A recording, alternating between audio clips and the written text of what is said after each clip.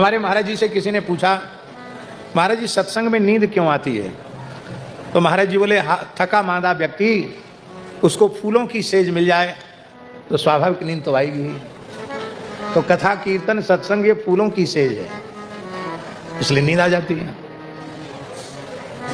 पर ये तो महाराज जी ने थोड़ा संतोष देने के लिए कहा। सच्ची बात यह है,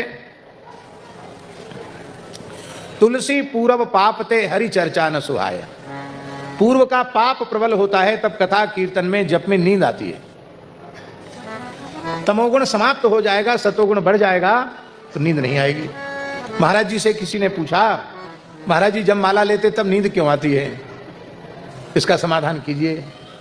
तो महाराज जी बोले, पहले आप हमारे प्रश्न का उत्तर दीजिए, जब नोट गिनते तब नींद क्यों नहीं आती है? भाई माला में भी तो गिनती कर रहे हैं, गिनती कर रहे हैं ना दाने से, और रुपया गिनते समय भी गिनती कर रहे हैं, तो माला लेने में नींद क्यों और रुपया गिनने में नींद क्यों नहीं? वो व्यक्ति हंसने लग गया, बोले महाराज जी रुपया गिनने में तो बहुत बढ़िया नींद आ रही हो, और कुछ रुपया दे दो गिनने के लिए बाबूजी को, तो बाबूजी की नींद चली जाएगी। क्यों? देखिए बहुत ध्यान से सुने।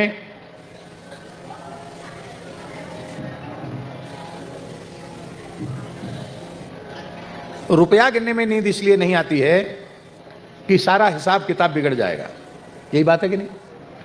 किसी को देना है तो ज्यादा न चला जाए, और किसी से लेना है तो कम ना आ जाए। यही कारण है कि व्यक्ति एक बार नहीं 2 बार गिनता है, थोड़ा और घिसता है कि 1 का 2 हो जाए। 1 का 2 नहीं होता है, वो तो 1 ही रहेगा, पर व्यक्ति फिर भी सावधानी रखता, कहीं 1 में 1 नोट चिपक के न चला जाए। अब ध्यान देकर के सुने कि मान लो अधिक चला गया या कम आ गया, तो जो घाटा हुआ वो सामान्य घाटा है, उसकी भरपाई संभव है।